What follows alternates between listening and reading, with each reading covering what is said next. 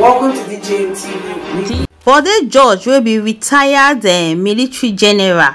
Don't talk say make no send military enter this Niger Republic gbege.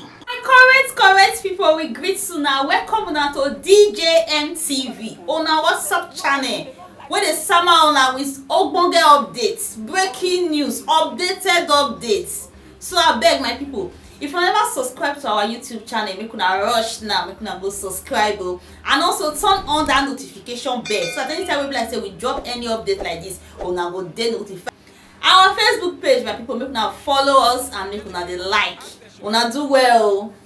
Anyway, my people, make we quickly run enter the story and updates we will carry come for una like this. Yes, so my people, update dey like this. So former military general wey they call Bode George, he don't come outside again come talk concerning this Niger coup wey be say e just dey happen since. So my people, not be small thing no.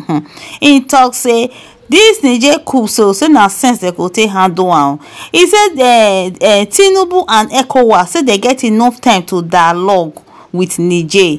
Say this when they not even bother to even think of say they want even send military make they go intervene for this matter. He said because once beaten twice child as oyibo talk am, he say make they not even reason that part at all. My people, I go leave una make una watch this interview wey he do with Arise News. How he take analyze this whole matter and the contribution wey he put concerning this whole thing. Make una watch. I was coaching you on Sunday on another program.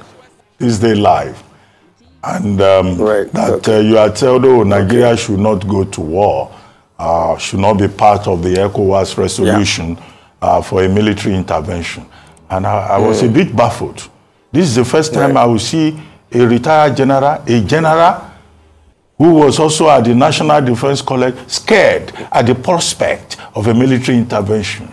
Why do you not fears about military intervention? Soldiers are supposed to be valiant and to say, let's go there and do it.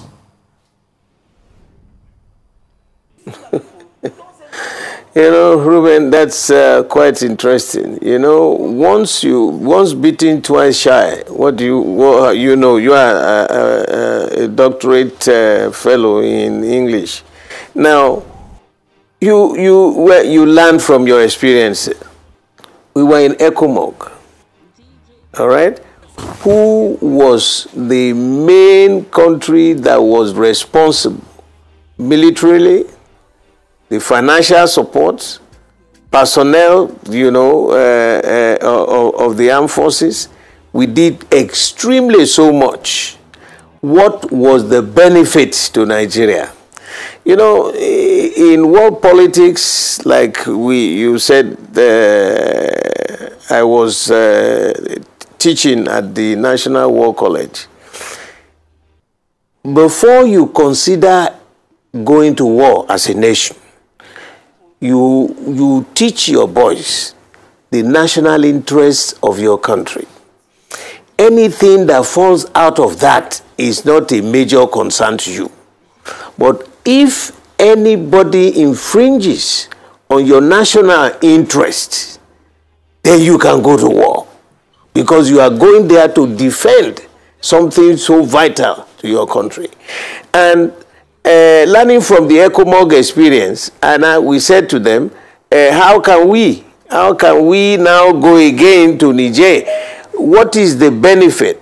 What do we have as a benefit going to Niger? So my appeal is that the ECOWAS heads of state should be more careful. Look, Ukraine today versus Russia.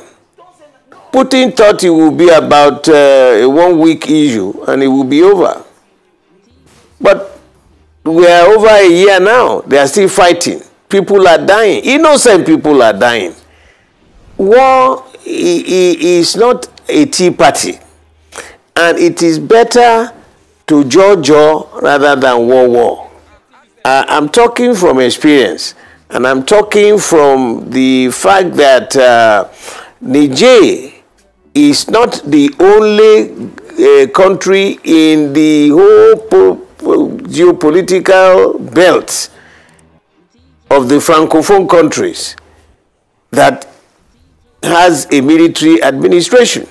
From Guinea in West Africa to Burkina Faso, from Burkina Faso, Mali, from Mali, Niger, and from Mali, Niger, Chad, and then Sudan. That takes you from the West Atlantic Sea all the way to the Red Sea, right across the whole belt of Africa, in the Sahara. So why Niger? Please, when they meet tomorrow, I am advising that we have enough room to dialogue. And the underlying crisis that is engaging all these Francophone countries today dates back to the colonialism, the French approach to their own system of colonialism. While the British had, well, you know, you are our colonies, the French had the principle of assimilation. In other words, they didn't let go. There is no Francophone country in the whole of Africa that the French government does not have a minimum of a battalion, French battalion, stationed there. Since we got our independence, have you seen British troops being stationed here? They are fighting something that is not akin to their own system. They are so disenchanted. Now they know that this link, look, you are as a country, a Francophone country, you don't even have your own currency. You are linked up with the French currency. So where's the economic power? Where's the development? All of them used to head out to France. But the French people are getting tired of all these, even in the French Arabs, they are tired of all of them. They are insulting them. They are no longer playing that game of assimilation. You know, in those days, I'm not too sure about now, the French people and the French government allowed all Francophone countries' heads of state to be members of the French parliament. Were we ever members in the Anglophone? Or were we ever members of the British parliament? No.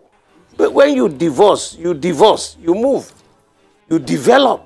Look at all the minerals that are there in Niger. How much are they paying? I mean, the French, how much are the French people paying the Nigerians? What is the development? The mass land of Niger is bigger than Nigeria, but small population. They are still the poorest nation in the world. There are people in abject poverty. So whatever we can do in terms of talking is better than to go and send troops there. Now, look at our nation. Yes, we haven't gotten to the zenith. We haven't gotten to the El Dorado. We are still battling ourselves.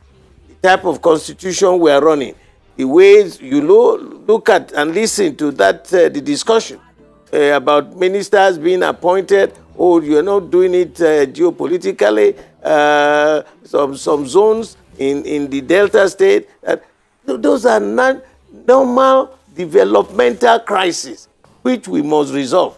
And Nigeria as a nation, now, have we settled down? All right. The economic situation in this country today, people are still blatantly hungry, and they are angry. The insecurity in the land is unmatchable. So why would we now commit? And when they start, they would expect the big brother, Nigeria, to pump so much money. Look at the financial indices of our nation today.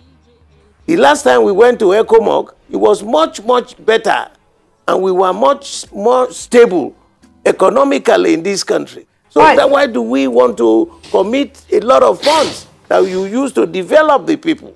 All right, Chief George. Let us have a smile on our faces before you can help your friends. Yes, sir. You know, like we say in my local parlance, in other words, even if you get on board the aircraft and there is some kind of a loss of air, yes, sir, and there is a drop of the airbags, yes, sir, you know, the first information, the first announcement is help yourself first before you help. Even you help your absolutely. Your child. Chief George, let me come in here. So now let's help ourselves first for others. Yes. Yes, sir. All right. You talk about dialogue, exploring other diplomatic forms of dialogue with the Nigerian. But reports coming in say that the Nigerian are not yet open for conversation. A high-powered delegation from ECOWAS, led by General Abdulsalami Abubakar, went to see the Nigerian coupists, and they didn't even deem them the respect of allowing them into the city, citing security reasons.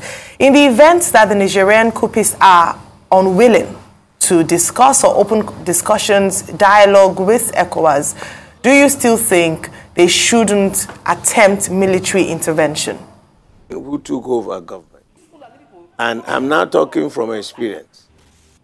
There is nowhere in the world that you have a dictatorship that will last that long without inflicting unimaginable pain on the people. Today, the people are dancing, they are shouting, they are doing this, they are saying yes, yes, yes. It takes time. They will find a way to reach whoever is the head of state. He himself will soon find out that all that glitters is not gold, you know. So he will find out. And if they think it's like a revolving door that can change in a minute, they are joking. You are heads of your government in various areas. It takes time to settle down. Look at us in Nigeria. You know, we are still waiting for the end of the electoral process, you know. And then you now go, you commit yourselves to war, and let's just imagine, and the courts come back and say no to Bola Tinubu. What happens? It takes a lot of time. Rome wasn't built in a day. Discussion, diplomacy is not like a switch. Yes, the gun can be like a little switch, but discussion will go on. Don't look at them. It's an entity, and ECOWAS itself, by its definition, is an economic community of states. Economy is the #1 issue, not military. Look, take Euro, the European Union. That is the economic union for Central Europe. But you have the NATO. Now, not all members of NATO are members of European Union or vice versa. But when we want to talk about the economic, what were the tenets by which they established ECOWAS, it is a cooperation of economic activities, trade links, free movements, sharing of the various advantages. If you have certain products in your own country that are required from some industrial use in my country, let's work together. Yes, so my people, and the updates wey we carry come for like this with this one. As Bode George to analyze this matter, why he talk say e no go good make military intervene for this matter, make the dialogue, make ECOWAS dialogue with Niger will be the best. Anyway, my people, and the update with this one, make una drop una comment and see am, and make una no forget to like and share. DJ